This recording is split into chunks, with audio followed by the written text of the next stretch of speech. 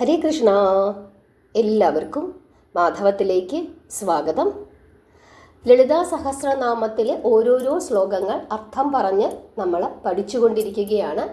എല്ലാ ചൊവ്വാഴ്ചയും വെള്ളിയാഴ്ചയുമാണ് നമ്മൾ ലളിതാ സഹസ്രനാമം മാധവം എന്ന യൂട്യൂബ് ചാനലിൽ അപ്ലോഡ് ചെയ്യുന്നത്. അതുപോലെ ഭഗവത്ഗീത എല്ലാ വ്യാഴാഴ്ചയുമാണ് നമ്മൾ അപ്ലോഡ് ചെയ്യുന്നത്. ഇതുവരെ ലളിതാ സഹസ്രനാമം കേൾക്കാത്ത, അതായത് അർത്ഥം സഹിതം കേൾക്കാത്തതോ അല്ലെങ്കിൽ ഭഗവത്ഗീത കേൾക്കാത്തതോ ആയ ആളുകളുണ്ടെങ്കിൽ പ്ലേലിസ്റ്റിൽ ഭഗവത്ഗീതയും ലളിതാ സഹസ്രനാമം 2026 എന്ന ഈ 2 ഫോൾഡർ ഉണ്ടാക്കി ഇതുവരെ നമ്മൾ ചെയ്ത എല്ലാ ഭാഗങ്ങളും അതിൽ അപ്ലോഡ് ചെയ്തിട്ടുണ്ട്. ലളിതാ സഹസ്രനാമം എങ്ങനെയാണ് ഉണ്ടായത് എന്നുള്ള കഥ സഹിതം നമ്മൾ പറഞ്ഞിട്ടുണ്ട്. എല്ലാവരും അത് കേട്ട് പഠിക്കണം. കഴിഞ്ഞ ദിവസം നമ്മൾ പറഞ്ഞു നിർത്തിയത് ഭഗവതിക്ക് 4 തൃക്കൈകളുണ്ട് എന്നുള്ളതാണ്. ചതുർബാഹു സമന്വിത. ഇന്ന് നമ്മൾ ആ 4 തൃക്കൈകളിൽ ഭഗവതി എന്തൊക്കെ ആയുധങ്ങളാണ് ധരിച്ചിരിക്കുന്നത് എന്നാണ് പറയുന്നത്. രാഗസ്വരൂപ പാഷാഢ്യ, ക്രോധാകാരാങ്കുശോജ്വല, മനോരൂപേക്ഷു കോദണ്ഡ, പഞ്ചതന്മാത്ര സായക. 4 തൃക്കൈകളായി ഭഗവതി എന്തൊക്കെ ധരിച്ചിരിക്കുന്നു? അതായത് ഭഗവതിയുടെ സ്ഥൂല രൂപ വർണ്ണനയിലാണ് ദേവിക്ക് 4 കൈകൾ ഉള്ളതായി നമ്മൾ പറഞ്ഞത്. 4 കൈകളിലുമുള്ള ആയുധങ്ങളെ പറ്റിയിട്ടാണ് ഇവിടെ പറയുന്നത്. ആദ്യത്തേത്, ഇടതുവശത്ത് പിന്നിലുള്ള കൈയിൽ പാശം അല്ലെങ്കിൽ കയറ് എന്ന ആയുധമാണ്. രാഗസ്വരൂപ പാഷാഠ്യ, അതാണ് അതിൻ്റെ അർത്ഥം. അതായത് ഇടതുവശത്ത് പിന്നിലുള്ള കയ്യിൽ പാശം അല്ലെങ്കിൽ കയറ് എന്ന ആയുധം. അടുത്തത്, ക്രോധാകാരാങ്കുശോജ്വല. എന്താണ് അതിൻ്റെ? വലതുവശത്ത് പിന്നിലുള്ള കയ്യിൽ അങ്കുശം അഥവാ തോട്ടി എന്ന ആയുധം. അടുത്തത്, മനോരൂപേക്ഷു കോദണ്ഡ. ഇടതുവശത്ത് മുമ്പിലുള്ള കയ്യിൽ ഇക്ഷുകോദണ്ഡം, അതായത് കരിമ്പിൻ വില്ല്. അടുത്തത്, പഞ്ചതന്മാത്ര സായക. വലതുവശത്ത് മുമ്പിലുള്ള കയ്യിൽ അമ്പുകൾ. ഇതാണ് പൊതുവായ അർത്ഥം. ഇനി നമുക്ക് വിശദമായിട്ടൊന്ന് നോക്കാം. പാശവും അങ്കുശവും വില്ലും അമ്പും ആയുധങ്ങളായി പറഞ്ഞുകൊണ്ട് ദേവിയുടെ ആയുധങ്ങളെ ഇവിടെ വിശേഷിപ്പിക്കുന്നു. രാഗസ്വരൂപമായ പാശം കൊണ്ട് ആഠ്യയായവൾ, അല്ലെ? ആഠ്യ എന്ന് വെച്ചാൽ എന്താണ്? നല്ല ആഠ്യത്വമുള്ളവൾ. എങ്ങനെയാണ് ആഠ്യത്വമുള്ളവളായത് ഭഗവതി? രാഗസ്വരൂപമായ പാശം കൊണ്ട് ആഠ്യയായവൾ. അടുത്തത്, ക്രോധാകാരാങ്കുശോജ്വല. എന്താണ്? ക്രോധാകാരമായ അങ്കുശം. അങ്കുശം എന്താണ്? തോട്ടി. ക്രോധാകാരമായ തോട്ടി കൊണ്ട് ശോഭിക്കുന്നവൾ. അടുത്തത്, മനോരൂപേക്ഷു കോദണ്ഡ. മനോരൂപമായ കരുമ്പുവില്ല് ധരിച്ചവൾ. അടുത്തത്, പഞ്ചതന്മാത്ര സായക. പഞ്ചതന്മാത്രകളാകുന്ന സായകങ്ങൾ, അതായത് അമ്പുകളോട് കൂടിയവൾ. ഇതാണ് പൂർണ്ണമായ അർത്ഥം. ഇവിടെ ഭഗവതിയുടെ ആയുധങ്ങളെ പറ്റിയിട്ടാണ് വർണ്ണിച്ചിരിക്കുന്നത്. ഇവിടെ രാഗസ്വരൂപ പാഷാഠ്യ, അതായത് ദേവിയുടെ ആയുധമായ പാശം രാഗസ്വരൂപമാണ്. എന്താണ് രാഗം? രാഗം എന്നത് പ്രാണികളെ, അതായത് ജീവജാലങ്ങളെ പരസ്പരം ബന്ധിപ്പിക്കുന്ന ഒരു മനസ്സിൻ്റെ വിശേഷമാണ്, അല്ലേ? സർവജീവജാലങ്ങളും സ്ഥിതി ചെയ്യുന്നത് പരസ്പരമായ അനുരാഗത്തിൻ്റെ കെട്ടുപാടിലാണ്. ഒരമ്മ കുട്ടിയെ സ്നേഹിക്കുന്നു, കുട്ടി അമ്മയെ സ്നേഹിക്കുന്നു, കുടുംബാംഗങ്ങൾ പരസ്പരം സ്നേഹിക്കുന്നു. അവിടെ ആ കുടുംബം നിലനിൽക്കണമെങ്കിൽ, ആ ഒരു ഇൻസ്റ്റിറ്റ്യൂഷൻ നിലനിൽക്കണമെങ്കിൽ എന്തു വേണം? പരസ്പരമായിട്ടുള്ള സ്നേഹം വേണം, രാഗം വേണം, അനുരാഗം വേണം. എങ്കിൽ മാത്രമേ എല്ലാവരെയും ചേർത്ത് ബന്ധിപ്പിച്ചു നിർത്തുവാൻ സാധിക്കുകയുള്ളൂ. അത് മനുഷ്യർക്ക് മാത്രമാണോ വേണ്ടത്? അല്ല, സകല ജീവജാലങ്ങൾക്കും അങ്ങനെയൊരു സ്വഭാവം ആവശ്യമായിട്ടുണ്ട്. അതുകൊണ്ട് ഭഗവതിയുടെ കയ്യിലിരിക്കുന്ന ആ കയറിന് എല്ലാവരെയും തമ്മിൽ ചേർത്തു നിർത്തുന്നതിന് കഴിവുള്ള ആ രാഗസ്വഭാവമുണ്ട്. അതുകൊണ്ടാണ് രാഗസ്വരൂപമായ കയറോട് കൂടിയവൾ, കയറ് കയ്യിൽ പിടിച്ചിരിക്കുന്നവൾ, അതായത് ഭഗവതിയുടെ കയ്യിലുള്ള ആ കയറിന് സ്നേഹത്തിൻ്റെ മണമാണ് ഉള്ളത്, സ്നേഹത്തിൻ്റെ സ്വഭാവമാണുള്ളത്. എല്ലാവരെയും ചേർത്തു നിർത്തുന്ന സ്നേഹസ്വരൂപിയായ ഭഗവതിയെയാണ് ആ ഒരു വർണ്ണനയിലൂടെ നമുക്കിവിടെ കാണാനായിട്ട് സാധിക്കുന്നത്. അടുത്ത ശ്ലോകം എന്താണ്? ക്രോധാകാരാങ്കുശോജ്വല. എന്താണ് ഈ ഒരു ശ്ലോകത്തിൻ്റെ അർത്ഥം? ക്രോധമെന്നത് പ്രാണികളെ പരസ്പരം വെറുപ്പിക്കുന്ന ചിത്തവൃത്തിയാകുന്നു, അല്ലേ? ആദ്യം സ്നേഹത്തെ പറ്റി പറയുന്നു, പിന്നീട് ക്രോധത്തെ പറ്റി പറയുന്നു. പ്രാണികളെ രാഗമെന്ന ചിത്തവൃത്തി പരസ്പരം അടുപ്പിക്കുന്നത് പോലെ തന്നെ ക്രോധമെന്ന സ്വഭാവം പരസ്പരം അകറ്റുകയും ചെയ്യും. അത് ഹിംസയ്ക്ക് പ്രേരിപ്പിക്കുന്നു. രാഗത്തെ പോലെ തന്നെ ക്രോധവും ജീവികളിൽ ഉണ്ട് എന്നുള്ളതാണ് ഇവിടെ കാണിക്കുന്നത്. അടുത്ത ശ്ലോകത്തിൽ എന്താണ് പറയുന്നത്? മനോരൂപേക്ഷു കോദണ്ഡ. അതായത് മനസ്സിനെയാണ് ഇവിടെ കാണിക്കുന്നത്. ഭഗവതിയുടെ കയ്യിൽ കരിമ്പിൻ്റെ വില്ലുണ്ട്. കരിമ്പിൻ വില്ല് എപ്പോഴും ഇങ്ങനെ നീണ്ടല്ല ഇരിക്കുന്നത്, ഒരു ചെറിയ വളവ് ഉണ്ട്, അല്ലേ? മനസ്സൊരിക്കലും, നമ്മുടെ മനസ്സെപ്പോഴും ഇങ്ങനെ ചഞ്ചലപ്പെട്ടുകൊണ്ടിരിക്കും. ഒരു സ്ഥിരമായ നേർരേഖയിൽ ഒരിക്കലും മനസ്സ് ചലിക്കുകയില്ല. ഇപ്പോൾ തന്നെ നിങ്ങളിത് കേട്ടുകൊണ്ടിരിക്കുന്ന സമയത്ത് നിങ്ങളുടെ മനസ്സ് ഇത് ശരിയാണോ, ഇത് തെറ്റാണോ, അല്ലെങ്കിൽ ഇത് കേട്ടുകൊണ്ടിരിക്കുന്ന സമയത്ത് തന്നെ മനസ്സ് പല രീതിയിലേക്ക് സഞ്ചരിക്കും. ഒരു കാര്യത്തിൽ നമ്മൾ നിൽക്കുന്ന സമയത്ത് പലതരത്തിൽ മനസ്സ് ചലിക്കും.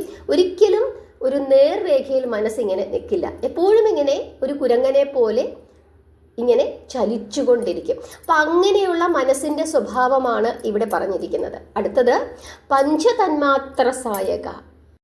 അതായത് പഞ്ചതന്മാത്രകളാകുന്ന സായകങ്ങളോട് കൂടിയവൾ. സായകങ്ങൾ എന്താണ്? അമ്പുകൾ. ഇവിടെ പഞ്ചതന്മാത്രകൾ എന്തൊക്കെയാണ്?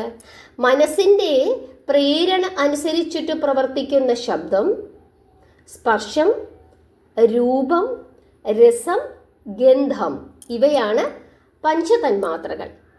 ഈ പഞ്ചതന്മാത്രകളാകുന്ന അമ്പുകൾ മനസ്സിൻ്റെ സ്വഭാവം അനുസരിച്ചിട്ട്, മനസ്സിൻ്റെ പ്രേരണ അനുസരിച്ചിട്ട് പ്രവർത്തിക്കുന്ന ശബ്ദം, സ്പർശം, രൂപം, രസം, ഗന്ധം എന്നീ പഞ്ചതന്മാത്രകളാകുന്ന അമ്പുകളോട് കൂടിയവൾ, അമ്പുകൾ കയ്യിൽ ധരിച്ചിരിക്കുന്നവൾ, അങ്ങനെയുള്ള ഭഗവതിയെ ഞങ്ങൾ നമസ്കരിക്കുന്നു എന്നുള്ളതാണ് ഈ 4 ശ്ലോകങ്ങളുടെയും അർത്ഥം. അതായത് മനുഷ്യൻ്റെ സ്വഭാവത്തെ പറ്റി ഒക്കെയാണ് ഇവിടെ വർണ്ണിക്കുന്നത്. ഈ 4 ശ്ലോകങ്ങളും നിങ്ങൾ ജപിക്കുന്ന സമയത്ത് നിങ്ങൾക്ക് ആ അർത്ഥം, ഭഗവതിയുടെ ആ രൂപം മനസ്സിലേക്ക് വരണം. അതിനു വേണ്ടിയിട്ടാണ് ഇത്രയും വിശദമായി തന്നെ പറഞ്ഞു തരുന്നത്. രാഗസ്വരൂപ പാഷാഠ്യ എന്ന് പറഞ്ഞു കഴിയുമ്പോൾ കയറ് കയ്യിൽ പിടിച്ചുകൊണ്ട് നിൽക്കുന്ന ആ ഭഗവതിയുടെ രൂപം ഏതു കയ്യിലാണ് കയറ് പിടിച്ചിരിക്കുന്നത്? ഇടതുവശത്ത് പിന്നിലുള്ള കയ്യിൽ കയറ് പിടിച്ചിരിക്കുന്ന അംബികയുടെ രൂപം നിങ്ങളുടെ മനസ്സിലേക്ക് വരണം. അടുത്ത ശ്ലോകം നിങ്ങൾ വായിക്കുന്ന സമയത്ത് വലതുവശത്ത് പിന്നിലുള്ള കയ്യിൽ അങ്കുശം എന്ന ആയുധം, അതായത് തോട്ടി എന്ന ആയുധം പിടിച്ചുകൊണ്ട് നിൽക്കുന്ന അംബികയുടെ രൂപം നിങ്ങളുടെ മനസ്സിലേക്ക് വരണം. അടുത്ത ശ്ലോകം നിങ്ങൾ വായിക്കുമ്പോൾ ഇടതുവശത്തു മുമ്പിലുള്ള കയ്യിൽ കരിമ്പിൻ വില്ല് പിടിച്ചു നിൽക്കുന്ന ഭവാനിയുടെ രൂപം നിങ്ങളുടെ മനസ്സിലേക്ക് വരണം. അടുത്ത ശ്ലോകം വായിക്കുമ്പോൾ വലതുവശത്ത് മുമ്പിലുള്ള കയ്യിൽ ഭഗവതിയുടെ കയ്യിൽ 5 വില്ലുകൾ ഇരിക്കുന്നതായി നിങ്ങളുടെ മനസ്സിലേക്ക് വരണം. അങ്ങനെ മനസ്സിലേക്ക് വന്നു വേണം ഇനി ഈ 4 ശ്ലോകങ്ങളും നിങ്ങൾ പ്രാർത്ഥിക്കേണ്ടത്. ഇതുവരെ നമ്മൾ ഇങ്ങനെ പ്രാർത്ഥിച്ചു പോയി. രാഗസ്വരൂപ പാഷാഠ്യ ക്രോധാകാരാങ്കുശോജ്വല മനോരൂപേക്ഷു കോദണ്ഡ പഞ്ചതന്മാത്ര സായക. ഇത്രയും കാലം പലരും അർത്ഥം അറിയാതെ ഇങ്ങനെ ജപിച്ചതാണ്. ഇനി മുതൽ നിങ്ങൾ എന്തു ചെയ്യണം? ഭഗവതിയുടെ ഈ ഒരു സ്വരൂപം നിങ്ങളുടെ മനസ്സിലേക്ക് കൊണ്ടുവന്ന് സാവകാശം ജപിക്കുക. അതിനു വേണ്ടിയിട്ടാണ് ഞാൻ ഇത്രയും വിശദമായി നിങ്ങൾക്ക് പറഞ്ഞു തന്നത്. കയറിൻ്റെ സ്വഭാവം എന്താണ്, അതുപോലെ തന്നെ തോട്ടി അങ്കുശത്തിൻ്റെ സ്വഭാവം എന്താണ്, എന്തിനാണ് കരിമ്പിൻ വില്ല് ഇവിടെ കയ്യിൽ പിടിച്ചിരിക്കുന്നത്? മനസ്സിൻ്റെ ആ ഒരു വക്രതയാണ്, ആ ഒരു വളവിനെയാണ് സൂചിപ്പിക്കുന്നത്. എല്ലാ മനുഷ്യരുടെയും മനസ്സിന് ഒരു ചെറിയ വളവുണ്ട്. ഒരിക്കലും ഒരു കാര്യം പറഞ്ഞു കഴിഞ്ഞാൽ അത് അതുപോലെ നമ്മുടെ മനസ്സിലേക്ക് പോവുകയില്ല. നമ്മൾ എന്ത് ചെയ്യും? ഇങ്ങനെ ഒരു ആശങ്കപ്പെടും. അത് വേണം എങ്കിൽ മാത്രമേ പലപ്പോഴും നമ്മൾ ഒന്ന് ചിന്തിച്ചാൽ മാത്രമേ, പല കാര്യങ്ങളും ഒന്ന് ചിന്തിച്ചാൽ മാത്രമേ നമുക്ക് ശരിയായ കാര്യം കണ്ടുപിടിക്കാനായിട്ട് സാധിക്കുകയുള്ളൂ. അല്ലാതെ ആരെങ്കിലും എന്തെങ്കിലും പറഞ്ഞു കഴിഞ്ഞാൽ അതങ്ങ് വിശ്വസിച്ചു കഴിഞ്ഞാൽ നമുക്കൊരിക്കലും ശരിയായ പാതയിൽ മുമ്പോട്ട് പോകാനായിട്ട് സാധിക്കുകയില്ല. മനസ്സെപ്പോഴും എന്താണ്? ഒന്ന് വളഞ്ഞിരിക്കും, ചഞ്ചലപ്പെട്ടുകൊണ്ടിരിക്കും. അല്ലെങ്കിൽ നമ്മൾ വേറൊരു അവസ്ഥയിലേക്ക് മാറണം. ആ ഒരു മനസ്സിൻ്റെ ആ ഒരു സ്വഭാവത്തെ പറ്റിയിട്ടാണ് ഇവിടെ പറഞ്ഞിരിക്കുന്നത്. 5 അമ്പുകൾ എന്തൊക്കെയാണ് എന്നുള്ളതും ഇവിടെ പറഞ്ഞിരിക്കുന്നു. ഇനി മുതൽ നിങ്ങൾ ഈ ശ്ലോകം ജപിക്കുമ്പോൾ അംബികയുടെ ഈ ഒരു സ്വരൂപം മനസ്സിൽ കണ്ടുകൊണ്ട് വേണം ജപിക്കാനായിട്ട്. നിങ്ങൾക്ക് മനസ്സിലാകുന്നുണ്ടോ? ആ കാര്യം ഒന്ന് പ്രത്യേകം പറയണം. ഞാൻ പറഞ്ഞു തരുന്നത് നിങ്ങൾക്ക് മനസ്സിലാകുന്നുണ്ടോ എന്നറിഞ്ഞാൽ മാത്രമല്ലേ എനിക്ക് എന്തെങ്കിലും തിരുത്തലുകൾ വരുത്തണമെങ്കിൽ തിരുത്താൻ പറ്റുകയുള്ളൂ. അതുകൊണ്ട് നിങ്ങളുടെ അഭിപ്രായം നിർബന്ധമായും പറയണം. ലളിതാ സഹസ്രനാമം ജപിക്കണം. സന്ധ്യാസമയത്ത് ജപിക്കുന്നതാണ് ഏറ്റവും ശ്രേഷ്ഠം. എപ്പോൾ വേണമെങ്കിലും ജപിക്കാം. എങ്കിലും ഭഗവതിയുടെ ഈ ഒരു നാമം സന്ധ്യാസമയത്ത് ജപിക്കുന്നതാണ് ശ്രേഷ്ഠം. വെറും നിലത്തിരുന്ന് ജപിക്കരുത്. ഒരു തടുക്ക് അല്ലെങ്കിൽ പായ എന്തെങ്കിലും ഇട്ടിട്ട് വേണം ജപിക്കാനായിട്ട്.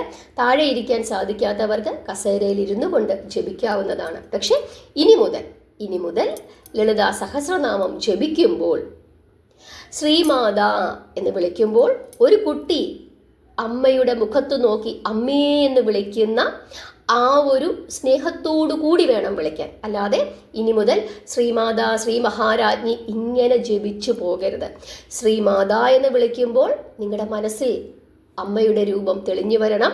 ഒരു കുട്ടി അമ്മയെ വിളിക്കുന്നത് പോലെ സ്നേഹത്തോടു കൂടി അമ്മേ എന്ന് വിളിച്ച് അമ്മയുടെ ആ സ്വരൂപം ഒരു നിമിഷം മനസ്സിൽ കണ്ടിട്ട് സ്നേഹത്തോടു കൂടി വേണം ബാക്കിയുള്ള നാമങ്ങൾ ജപിക്കേണ്ടത്. അല്ലാതെ വെറുതെ പുസ്തകം തുറന്നു വെച്ച് ശ്രീമാതാ ശ്രീ മഹാരാജ്ഞി ശ്രീമത് സിംഹാസനേശ്വരി അങ്ങനെ ജപിക്കരുത്.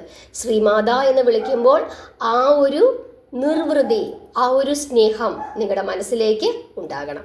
അങ്ങനെ വിളിച്ച് നിങ്ങൾ ഈ അർത്ഥം മനസ്സിലാക്കി മുമ്പോട്ട് പോയി കഴിഞ്ഞാൽ ഭഗവതി നിങ്ങളുടെ അടുത്ത് തന്നെ ഇരിക്കും. സ്നേഹമുള്ള മകളുടെ കൂടെ ചേർന്നിരുന്ന് മകൾ എന്തെങ്കിലും തെറ്റു ചെയ്താലും അതിനെ ന്യായീകരിച്ച് ചെറിയ ഒരു കുഞ്ഞു വടി കൊണ്ട് ഇടയ്ക്കിടയ്ക്കൊക്കെ ഒന്ന് തിരുത്തി, എന്നാൽ മറ്റുള്ളവരുടെ മുമ്പിലേക്ക് നമ്മളെ മറ്റുള്ളവർക്ക് കൊന്നു തിന്നാൻ നമ്മളെ വിടാതെ അതിനെയെല്ലാം ഇങ്ങനെ സംരക്ഷിച്ച് നേർവഴിക്ക് നടത്തി ഒരമ്മ എങ്ങനെയാണോ കുഞ്ഞിനെ സംരക്ഷിക്കുന്നത് അതുപോലെ സംരക്ഷിക്കും. നമ്മൾ തെറ്റു ചെയ്താൽ ഒരു കുഞ്ഞു വടിയെടുത്ത് അമ്മ നമ്മളെ അടിക്കും, നമ്മളെ നേർവഴിക്ക് നടത്തും. പക്ഷെ ഒരിക്കലും അമ്മയുടെ മക്കളെ മറ്റുള്ള ആളുകളെ കൊണ്ട് അമ്മ അടുപ്പിക്കില്ല. അമ്മ ശിക്ഷിക്കും, വഴക്കു പറയും, ചെവിക്ക് പിടിക്കും ഒക്കെ ചെയ്യും. ശരിയായ മാർഗനിർദ്ദേശങ്ങൾ അമ്മ കൃത്യസമയത്ത് നമുക്ക് നൽകുകയും ചെയ്യും. പക്ഷേ മറ്റുള്ളവർക്ക് വലിച്ചു കീറാൻ ഇട്ട് കൊടുക്കുകയില്ല തൻ്റെ കുഞ്ഞുങ്ങളെ. അങ്ങനെ അമ്മ നമ്മളെ ചേർത്ത് പിടിക്കും. പക്ഷെ എന്തു വേണം? ശ്രീമാതാ എന്ന് വിളിക്കുമ്പോൾ അമ്മയെ വിളിക്കുന്ന ആ ഒരു സ്നേഹത്തോടു കൂടി നിങ്ങൾ വിളിക്കണം. അല്ലാതെ പുസ്തകം തുറന്നു വെച്ച് ആർക്കോ വേണ്ടി ശ്രീമാതാ ശ്രീ മഹാരാജ്ഞി എന്നിങ്ങനെ പകുതി ഉറക്കത്തിൽ ജപിച്ചതുകൊണ്ട് യാതൊരു കാര്യവുമില്ല. നിങ്ങൾക്ക് മനസ്സിലാകുന്നുണ്ടോ ഞാൻ പറയുന്നത്? അതുകൊണ്ടാണ് ഇത്രയും വിശദമായിട്ട് ഞാൻ പറഞ്ഞു തരുന്നത്. അങ്ങനെ നിങ്ങളെല്ലാവരും ജപിക്കണം. അമ്മ മഹാമായയുടെ അനുഗ്രഹം നിങ്ങൾക്ക് എല്ലാവർക്കും ഉണ്ടാകട്ടെ. ഹരേ കൃഷ്ണ.